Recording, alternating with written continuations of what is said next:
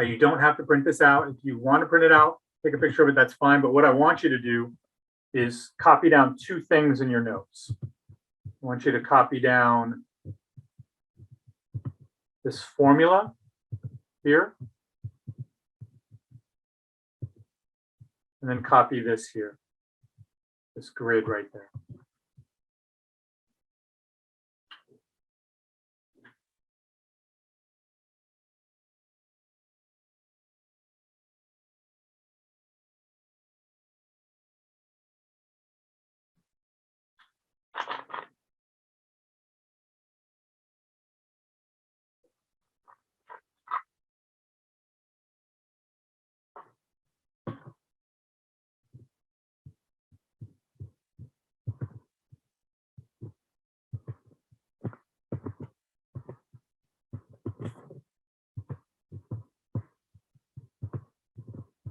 I'm going to write some things in here, but you don't need to write them down.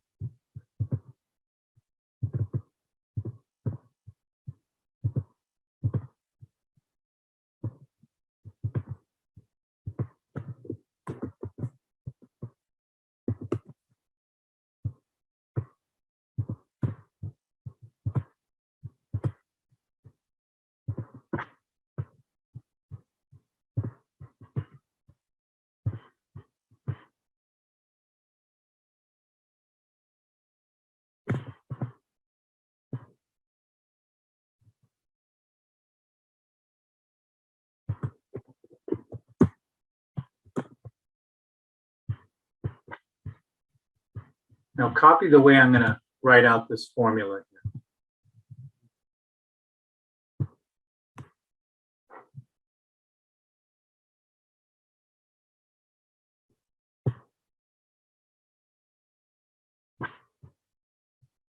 What I'm going to do is I'm going to take this formula here, that's what we call the midpoint formula.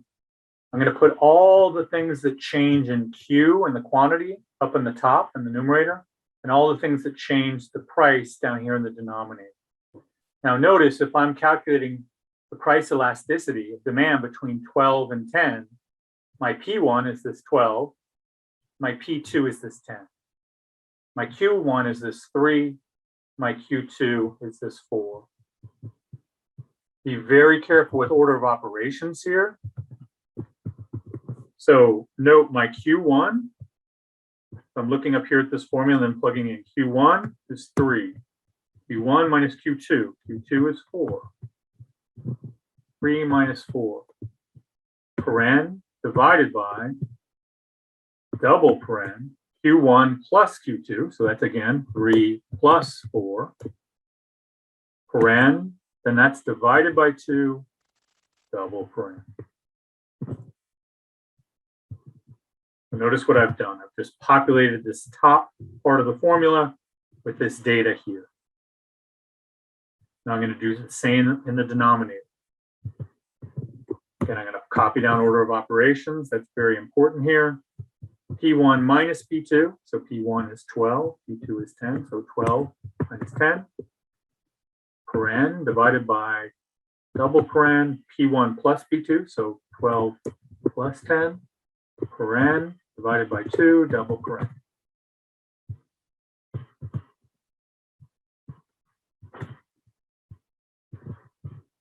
Now, I just want to take this step by step. Move some things around here. So notice that was my P1 and P2. That was my Q1 and Q2.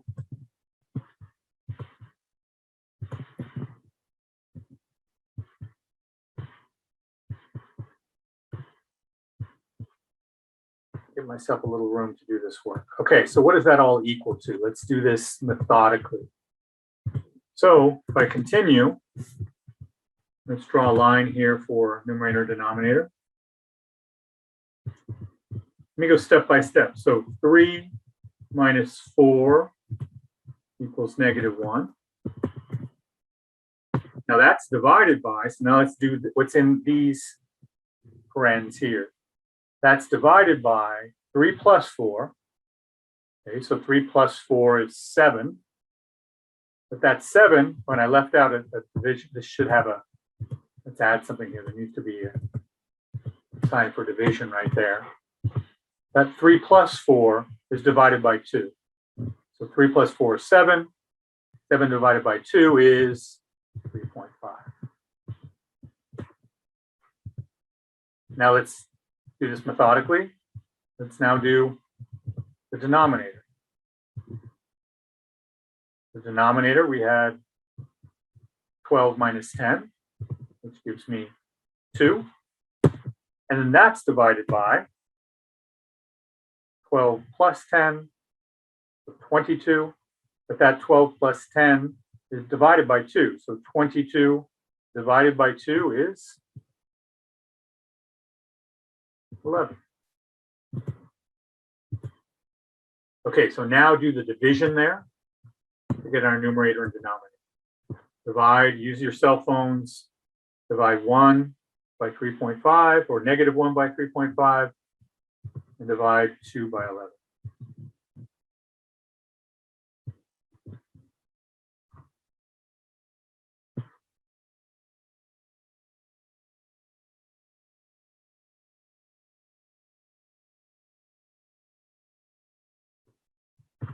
Always round to the hundredths place when we do math together in this class.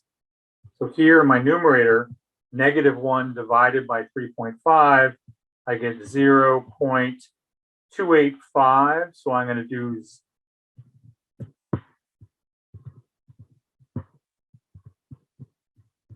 so if it is 0.285, I'm going to do 0.29, round it up to the hundredths place. In the denominator, 2 divided by 11 gives me 0.18181818 reciprocal. So I'm just going to put in 0.18, rounding it to the hundredths place. Now, finally, divide the numerator by the denominator.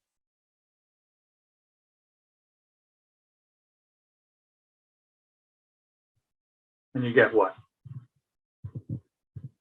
What do you get here?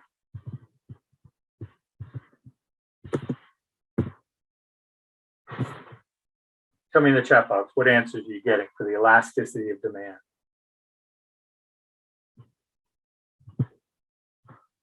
.29 divided by 0.18. Very good. Negative 1.61. What does that tell us about this product? So let's enter it into this grid here, right up top. Negative. And remember, we always show it in absolute value terms. Let's now turn it to absolute value terms, 1.61. If it's 1.61, what kind of elasticity do we have? Yeah, the product is elastic. What should we do with the price?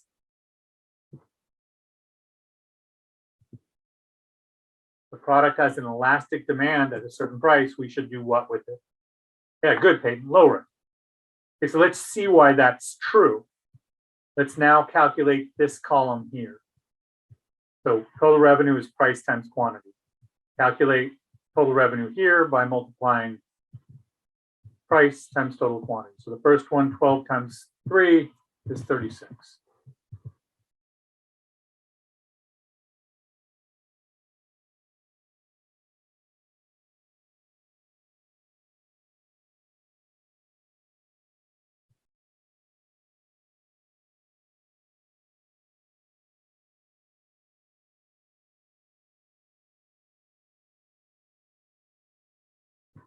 Note the next one, 10 times 40. 10 times 4 is 40. 8 times 5, 40. 6 times 6, 36. And then finally, 4 times 7, 28.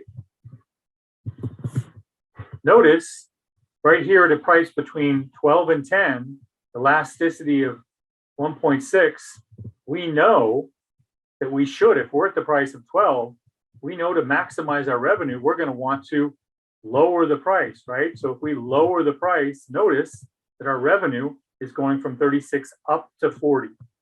So this math is confirming what we were saying earlier in the lecture. So now here's what I want you to do together. For this next elasticity, notice between 10 and 8, here your P1 will be 10, your P2 will be 8. Here, your Q1 will be 4, your Q2 will be 5. Then when you do 8 to 6, notice we scoot these down again. P1, 8 and 6, Q1, 5 and 6. Okay, but so now, do the rest of these here. I'm going to put you into groups to check with one another that you've got the right answers. Remember to use your order of operations. Remember to structure these equations very methodically, like I've done in this example right here. I'm going to call you back in 10 minutes. Now answer these questions, fill in those boxes in the next 10 minutes. Please accept this invitation. And I'll be right back. I'm going to run to the bathroom. I'll be right back in 10 minutes.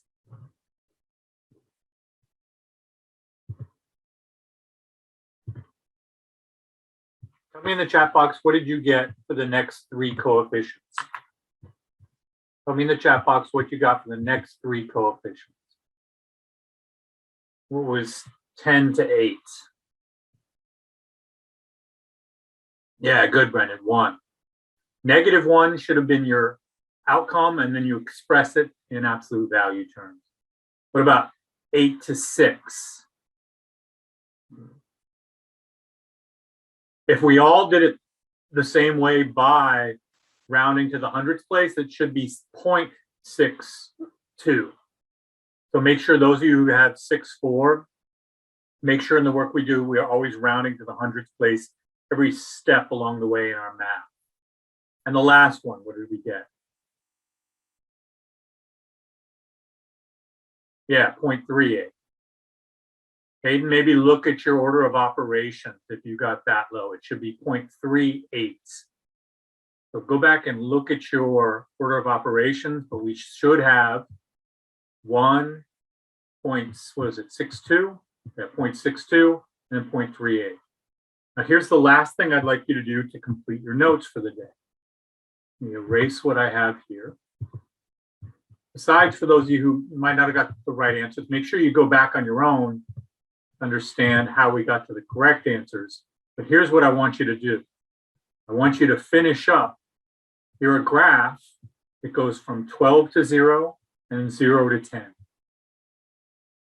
And here you're going to plot the price and the quantity up above. Notice here, price of 12, quantity of 3. What does that mean you're going to do? You're going to make a point at 12 and 3. And at 10 and 4, you're going to make another point at 10 and 4. And so on. And then draw a line through that. That will be your demand curve. Make sure to label this is P because we're measuring the price here. And this down here is Q as we're measuring the quantity along our x-axis. And then be sure once you've plotted each of those points that you connect them and that you label this demand.